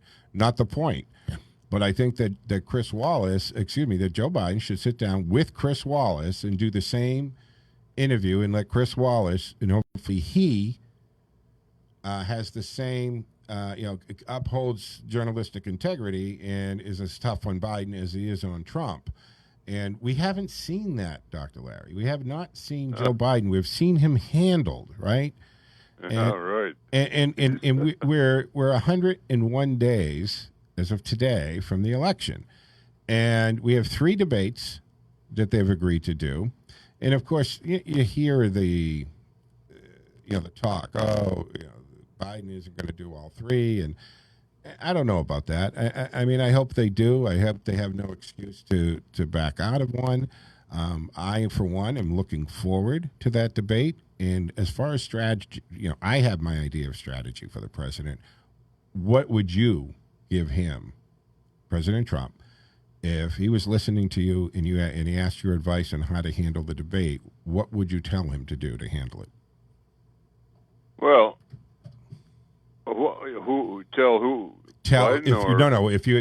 Donald Trump. If you were asked, if you were an advisor, or you got the call from the White House and they said, Dr. Larry, we're prepping for the debate. We'd like you to advise Trump on how to handle the debate. What would the advice you give him be? Well, I think Trump himself is not exactly a paragon of either discretion or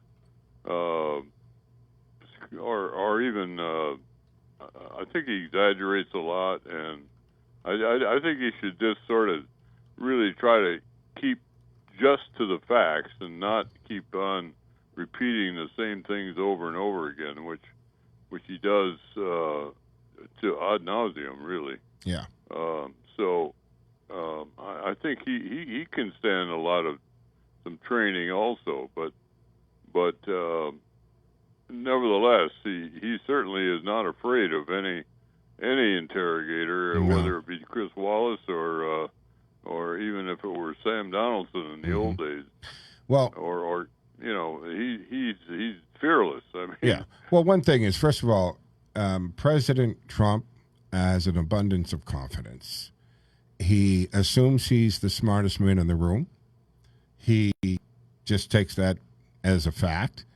And you combine that with that level of confidence and just straightforwardness. So he just goes. He just goes. And I agree. Sometimes he repeats himself, but the argument there is, man, you have to drive things home sometimes, right? And you got to repeat things over and over again. But my advice would be to 2 things, stick to the facts, stick to the prep. Don't go off onto these tangents that sometimes he goes on to, and don't attack Joe Biden, right? If he fumbles and he misspeaks, don't jump on him. Just let it speak for itself, right? Because it's not very presidential, for one, so you're not going to gain any big support.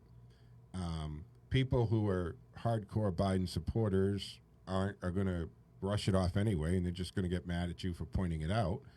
For everybody else, we can see, we can tell, right? We've watched Joe Biden. We watched him do, his basement videos, and we can tell when he loses place, right? He gets down the path, and he doesn't really know how to come out of it. We watched him in the debates where he loses where he's going, and he gives up the remainder of his time. Remember that? How many times did he do that? Well, I'll give up the remainder of my time.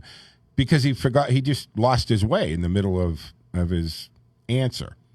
So I would say to the Trump... He steps on his own message quite often. Say again, Doctor? He steps on his own message quite often. Yeah. But so I would like to see him do the same thing with Chris Wallace. I would like him to actually go out there like the president does with reporters taking questions and not not all arranged ahead of time, right?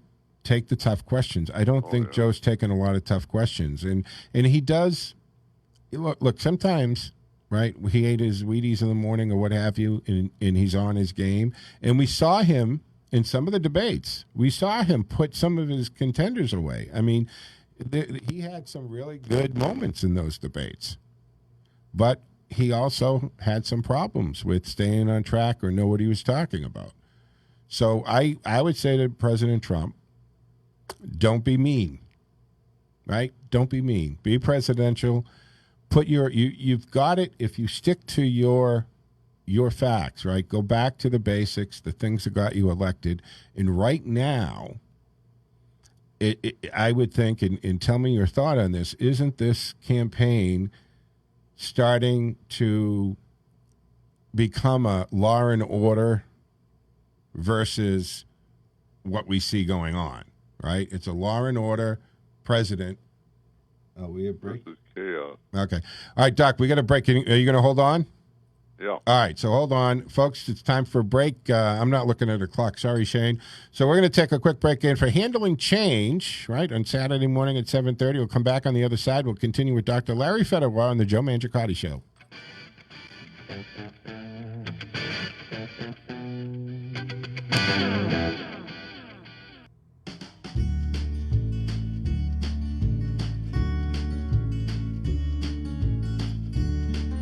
Good morning and welcome to Handling Change. I'm Joe Mangiacotti, and Gary Gay of One Worcester Homes joins us this week. The purchase or sale of your home or investment property could be one of the largest challenges you have, and Gary can help you handle those challenges. Good morning, Gary. Good morning, Joe.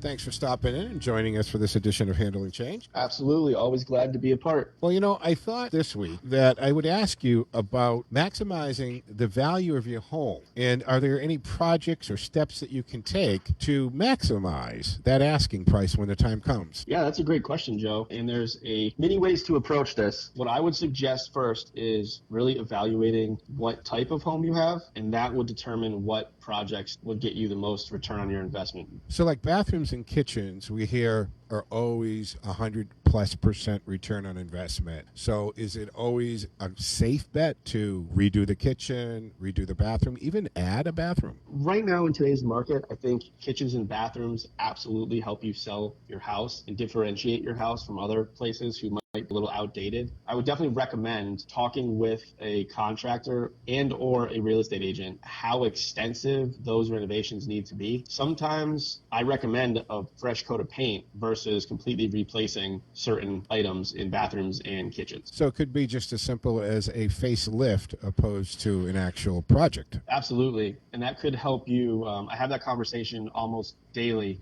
on listing appointments when I'm asked, should we redo the kitchen before we get the house on the market?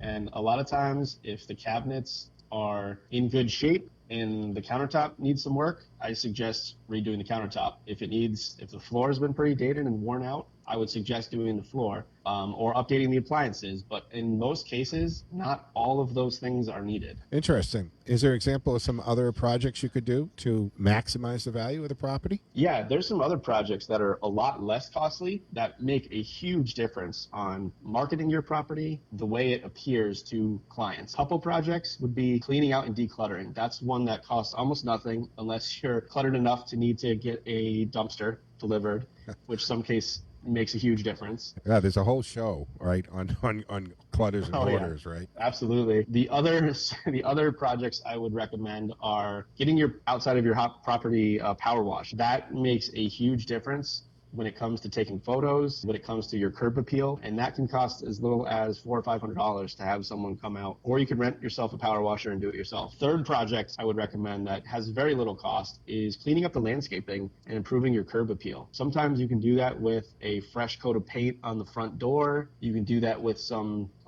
fresh mulch or stones around your landscaping. That makes a huge difference, and it shows that you have cared for the property and maintained it over the years. You've actually used the term curb appeal a few times in just short discussion. So obviously, that's a huge part of this and very important. Curb appeal, after all, right, is going to be that first impression, and you only get one chance at a first impression. Exactly. And think about it as if you were scrolling through Realtor.com or looking through listings on Zillow. The first thing you go to, you get a picture. It's generally of the outside of the house or a unique selling feature of that property. So if that first picture isn't drawing you to click on that property or drawing buyers to click on that property, then, they might just miss out on an opportunity that could have been, one of really good potential buyer for you. Absolutely. That is great information. Gary, thanks for stopping by Handling Change today, again, with fantastic real estate tidbits for us. Absolutely. And I appreciate the opportunity and look forward to working with you again. Joe, thank you. Awesome, Gary. Thank you. And thank you for joining us for Handling Change. Join us each week at 7:30 as we give you the tools to handle the changes in your life. And visit us at handlingchange.info. And, of course, you can find Gary and all the fantastic realtors at One Worcester Homes Facebook or oneworcesterhomes.com. Email oneworcesterhomes@gmail.com, and you can call Gary directly at 413-427-5506.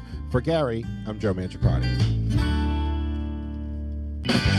This is the Joe Mangiacotti Show. We are the show you want to know. It's time to talk to Joe. All right, Shane. Now, how can you not love that song, man? I'm with it. I mean, it's time to talk to Joe. I don't know. What all right, you don't like the song. Tell me what you do like. A lot of hosts just play music, right? They just play like some kind of rock with nothing. This was actually written and composed for me, and I paid for it. And one of the reasons I did that is without getting into, and Dr. Larry, you're going to understand, without getting into all the licensing and stuff like that, because if you use a song beyond a certain number of seconds, you got to pay royalties. Then we also stream on the internet, and there's a whole nother series of fees that you have to pay royalties for that. So I'm wondering if we do a poll for it, maybe on Facebook or on the Joe Mangiacotti Show Facebook. Maybe do a poll and I will do that. Just a unanimous poll to see what we get for feedback. Absolutely. That's how I do. So, Dr. Larry, what we're doing I don't know I think, were you on when I did this? So I got a text saying, get rid of my show theme song, right? So I was like, okay, that's bad. So I'm like, okay, somebody did it for me. They wrote it, they composed it, they performed it. The first thing they sent me, I rejected because it was a little cartoony. I don't know if it's still in there. He might have gotten rid of it. But what I'll do is I'll send it in so next week I can play that. And then I'll ask the guy who said he'd compose a new song for me to do that. So anyway, that aside, we'll take care of that. So anyway, Dr. Larry, I want to take a second because we're getting a lot of activity on the tweets and texts and so forth. So Trump should only do face-to-face debates with Biden on TV. Well, given the COVID situation, I mean, isn't that what's going to happen, right? It's going to be there won't be people in the audience. I thought that they're going to have the debate, just the two of them and nobody in the audience, right? Because of COVID, or has that changed? Ask question. Okay. Then they go on to say, ask question Biden. Wow. All right.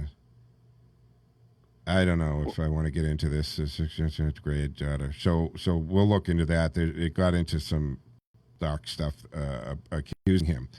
But I think the debate, the three of them should be there. It's only going to be the two of them. It comes down to who is the moderators. And another input that we got, okay, one of the listeners sent in, hey, he's not afraid of any interview, question mark. Okay, I want to see Trump go on an interview with CNN or MSNBC. And Phyllis, I say to that is, okay, wait a minute. I don't think, first of all, we know Trump's dealing on CNN. My response to that, folks, is a legitimate journalist, right?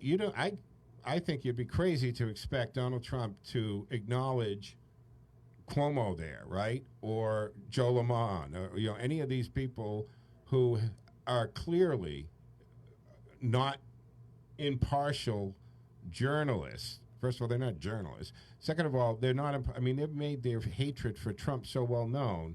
No, that's not a real interview. But Biden should sit down with Chris Wallace, right? And Trump should sit down with anybody who's a real journalist, who's really not these talking heads that are getting paid $6 million a year to, regurgitate anti-Trump, no Trumper, never Trumper stuff. That's not a legitimate interview, Doctor. Your take on that? I don't think that we should expect that Trump should sit down with, most of those people. I mean, maybe Anderson Cooper, maybe. Well, the first thing Joel's back. For CNN or MSNBC, why would you go on a network that has almost nobody listening? Well, yeah, that point too. But the second thing is those organizations that these days, you don't even stay on the air unless you're very violently anti-Trump. Yeah. And so the only possibilities would be, I think, as you suggest, one of the big broadcast networks, such as CBS or, I don't know, NBC is definitely compromised, but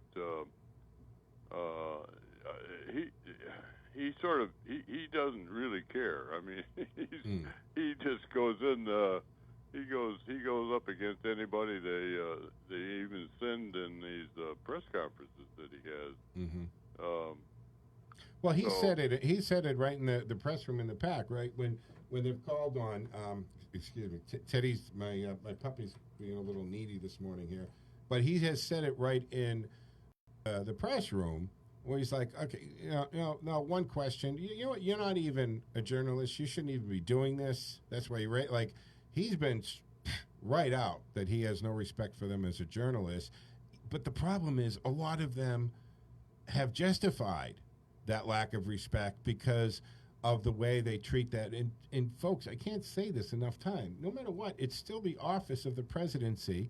And we've never seen journalists be so rude and disrespectful of where they are and what they're doing. Because they can ask their questions and they can do it in the right way. And then he's had to go under, these questions, is the to McNally there, right? Is the president happy that the South lost the Civil War? Or, I'm paraphrasing.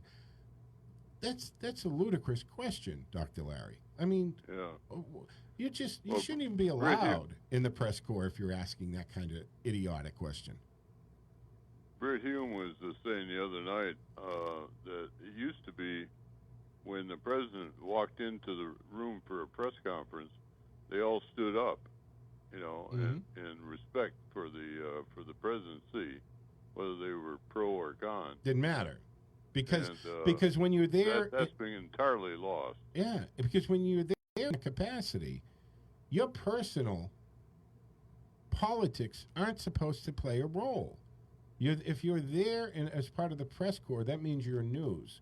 And I've drawn this distinction, folks, for 30 years plus doing this, and I've come across it before doing a talk show, and people are like, well, you can't really say that. That's just your opinion. And I'm like, yeah, exactly. The news was from, top of the hour to 5 minutes after the hour. From 6 minutes after to 59 minutes after, it's all opinion.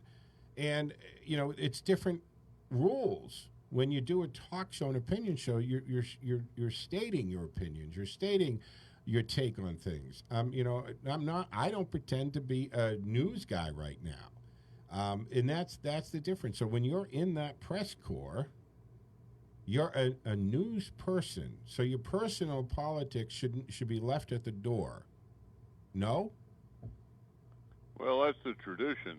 It's been a while since that's actually been practiced by very many, although Chris Wallace tries to be that himself, but even he's not very successful. And Chris Wallace, I mean, he comes with his research, right, and he backs up most of his stuff.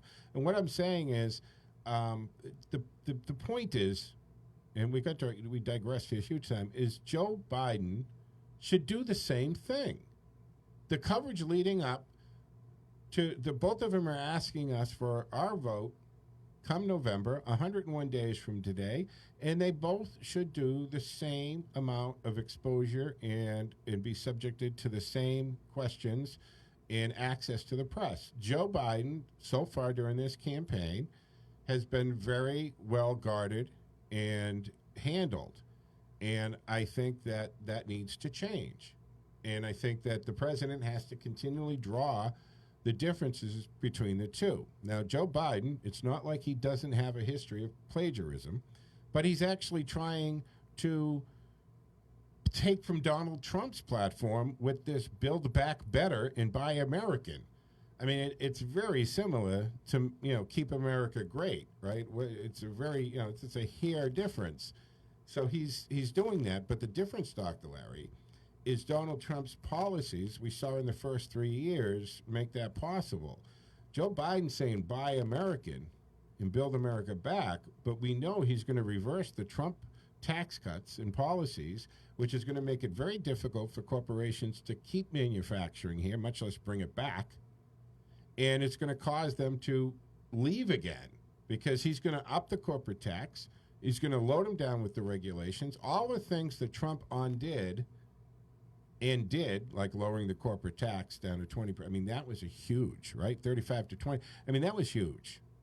That actually put corporations, including Apple, in a position where they had billions of dollars out of the country in other corporations, and they weren't going to bring it back because of the taxes.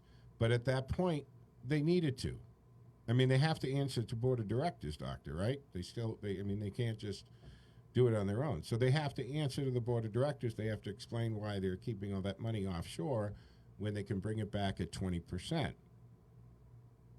which is a boom to the businesses here. Well, if you remember, this is not the first time that the Democrat has taken the same platform, a lot of the same platform as the Republican. That's what Bill Clinton did in 1998, and that's how he won.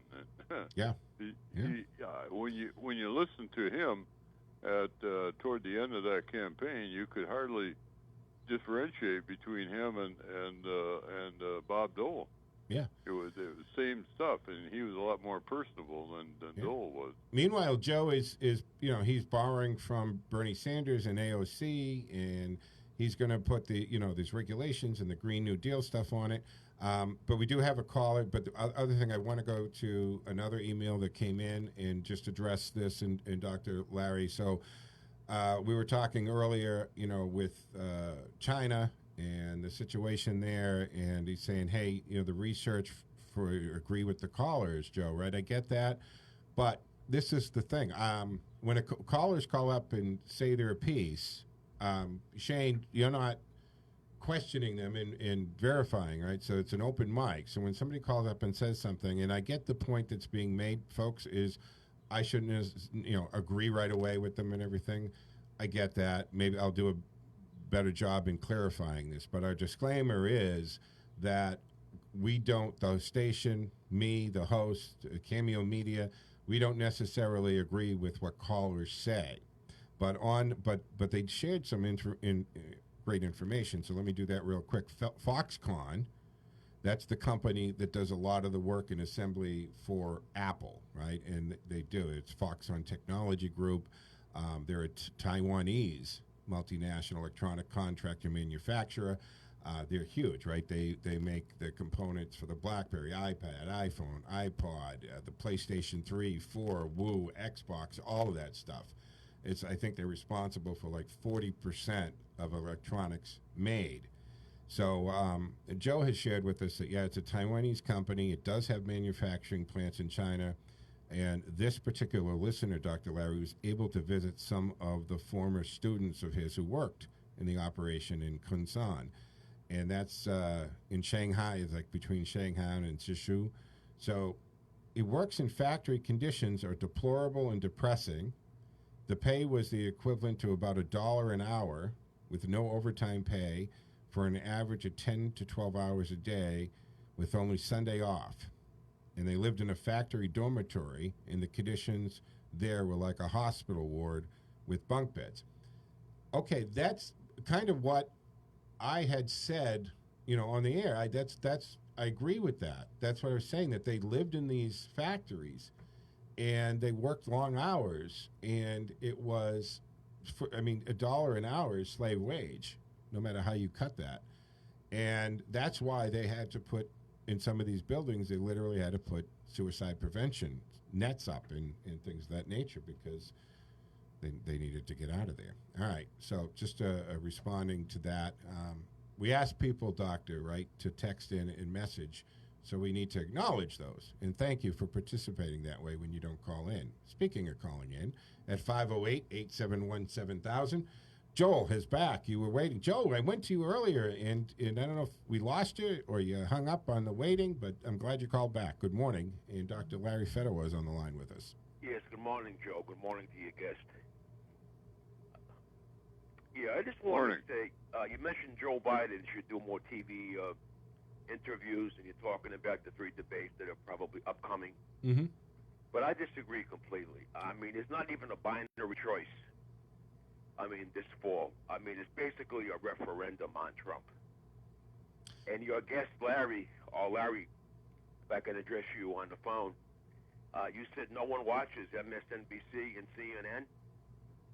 When Rachel Maddow had on Mary Trump this past week, there was 5 million viewers watching her show that night. So I totally disagree that no one watches MSNBC. Well, wait a minute. So, yeah, and Larry. but Joel, kind of in that case, aren't they actually watching Mary Trump and not Rachel Maddow? Because if you took Mary Their out of the ratings equation, have skyrocketed since Trump has been in office. The only people who watch Fox News are people who belong to Trump's base. And most of these people don't even have a college degree. They're basically they're people with high school diplomas. Wow. Can Larry comment on that? Wow. Yeah, Dr. Larry. I didn't catch a lot of that. What he's saying that Fox people, people that watch Fox. Let me paraphrase, and Joel, let me see if I do you justice. He's saying that CNN ratings have skyrocketed. MSNBC. MSNBC, okay, have skyrocketed since Trump has become president, and the only people who watch Fox barely have a high school diploma. That's true. And they're basically over 65 years old. That's their demographic. And they're basically over 65. I don't know if you can hear him well or not. I guess you're having trouble. That's true. Well, that's a factual dispute, and I would not claim to be an expert on the facts of television ratings. Well, I am. When it comes to television and radio, when it comes to television and radio ratings, I know my stuff. But Larry, we're not going to agree on what I just said about the TV networks, the cable news networks. But what's been happening in Portland, in my mind, is nothing but a strategic cause for fascism in this country. And he can talk about the federal buildings being destroyed out in Portland. The fact is, we're talking about First Amendment rights here. Okay, wait a minute, Joe. Absolutely First Amendment rights. But First Amendment rights mean freedom of speech and peaceful assembly. Right. This is not peaceful assembly. And Joe, whether it's people who have hijacked the peaceful... Joe. Pardon me?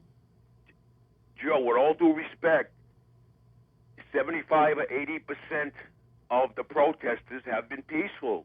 And these people who are being taken away in rented vehicles from rental agencies out in Oregon, they're taken off the streets of Oregon with no probable cause. Okay.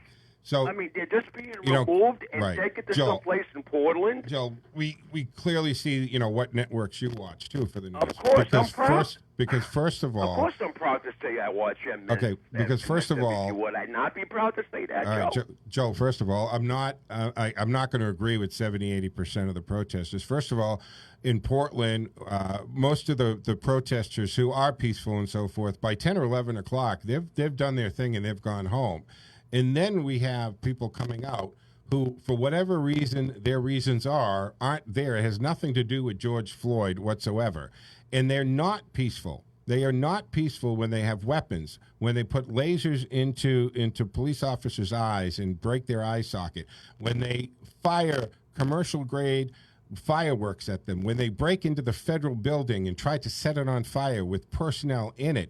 That is the furthest thing from peaceful, and it's just ridiculous to pretend that it is.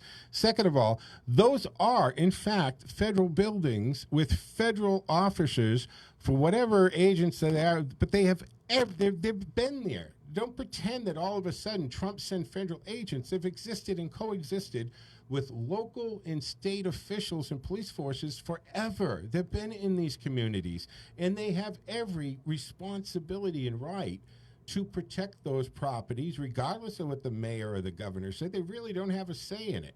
And if you do damage that building, or you assault these officers, which are being assaulted for just standing there doing their job, they have every obligation and right to arrest you, pursue you. If you run across the street to the park, you're not protected. It has nothing. You can't say, well, I'm on city property now. This is what these dimbats really think that they can do. No, they're federal agents. They will pursue you. You will get arrested. And it has to happen. You are not a peaceful protester if you are throwing items, I don't care what they are, frozen water bottles, bricks, rocks, whatever, at a police officer. You just are not a peaceful. That ship sailed, Joel. You're not peaceful. You are a criminal. People on these protesters. What about that? Can you comment on that? Say it again. I didn't hear the first part. What about the chemical agents that are being released on these so-called... We got Gene, too, so let me know when you want Joel dropped completely. Just tell me. Trump always makes reference to. Mm-hmm. Right? What about this being done? Right? The tear gas, all other chemical agents being dispersed on the crowds. Joel. During a time where we're going through the new coronavirus, as a lot of educated people refer to it as. Come on, Joe. I mean, the American experiment is over. It's over if this guy gets 4 more years in the White House. Okay. It is over. All right, Joe. We know where you stand on that, but the truth of the matter is, staying on the protesters, if they're breaking the law and they're causing harm, and they've actually murdered federal officers just doing their job. I'm sorry, the ship sailed. They're not innocent. They're not peaceful. And as far as you're referring to chemical aid, look, tear gas, 5 minutes, have always been used on them. I got to go. I have calls, Joe. Always appreciate your perspective and your call. Thank you for listening, and thank you for participating. Dr. Larry Joe's very, I'm not saying anything out of line here. He's self-described very liberal, very progressive. You know what he thinks. He doesn't think Donald Trump should have 4 more years. He thinks everybody who supports Donald Trump is, he says it nicely about only a college education or less, that Trump supporters are not that bright, is what he's trying to say, and that's where he's coming from. We only have a couple minutes, so let me go quickly to Gene. Gene, you're on with Dr. Larry. You have like 60 seconds, honey, so go right to the point. Oh, right to the point. There's so much, and I thank you again, Joe. You were on the other day also, and I walked in and I heard you guys, and oh my God, that was Crossfire also, Dr. Larry. We need it. We need WCRN, and I have to say this, Joel. Are you talking about on Money with Jerry Doherty's show? Yeah. Yeah. Dr. Larry, on Thursdays, I go on to a money show that's on daily here on Thursdays as a political commentator, and I enjoy that Thursday very much. It's a wonderful, I think it's a wonderful show. Jerry does a fantastic, he's a money guy, but he does a great job of tying the importance of the political landscape in with money management, because our money and politics are so closely intertwined. But Amen. That aside, so Gene, go ahead. You have a chance to talk to Dr. Larry. And I'll tell you something, Dr. Larry. Here it is with Joel, who I've wanted to meet with. Joel, come on. Joel, you have some points that are great. But, Joel, I want to tell you something, okay? Here I am as a Christian who, yes, likes Trump above everyone else. 3 minutes. Stand forth for when he makes, when you have to challenge him, because we have to do both, Joel. But I'll tell you something, Joel, what they have done and what they want in the Democratic Party, in that control, in doing the evil, in destroying everything, Joel. I mean, this is absolutely atrocious. And I'm taking it from my perspective, where with what's happened to me in my life, when I've been harassed, intimidated, everything, I wouldn't touch anybody, Joel. Would I speak out? Yes. Would I challenge with my big mouth? Yes, because it's America. But you don't touch anything of anybody's, Joel, and wreck anything. Look what they have done, Joel. It is heartbreaking. They want to destroy America, and it proves it, because the blacks destroyed the blacks. They destroyed their businesses, Joel. How could they do that? How could they do that if they love so much and care so much? Yeah. So they're using them to do this, Joel. Amen. All right.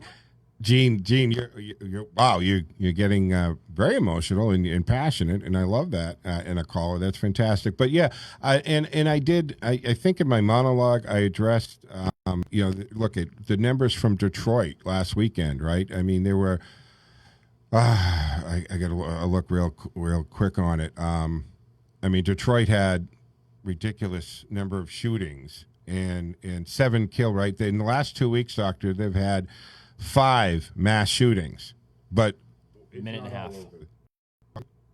Minute and a half. Anyway, Gene, thank you so much for the call. Black on black crime is a huge issue that doesn't get the attention that it should get. But Dr. Larry, I'll let you wrap up the hour. Well, I think that right now the American electorate seems to be polarized in one of two, or now it's probably 3 directions. And really, people aren't going to. There aren't too many people left that don't have an opinion about which way they want to go. And I think that the next few weeks are really critical in terms of trying to convert those people, because they are going to determine who's the next president. Yeah. 30 seconds. Absolutely. Doctor, thank you so much. Again, everybody, you can find Dr. Larry at drlarryonline.com, right? Right. All right, Doctor, thank you so much. We're against the clock. I appreciate it. I'll talk to you soon. I'll talk to you before next month. I'll give you a call during the week next week. Okay. All right, folks. Thank you, Doctor. Another text. I agree. Time for a new intro. 10 seconds to go. All right, folks. I'll be back tomorrow morning at 7 a.m. Have a fantastic Saturday. I'm Joe Mangiacotti, and this is AM 830 WCRN.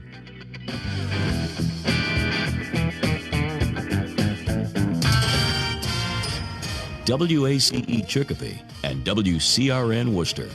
8 o'clock. Have you racked up more than $10,000 in credit card debt? Are you struggling to make the minimum payments? There are ways to get out of debt, but the credit card companies don't want you to know about it. Debt relief programs through United Debt Counselors can help people like you get out of credit card debt and put you on the path of debt freedom with just one low monthly payment program. Get started right now and call United Debt Counselors at 800-828-8334. Get rid of the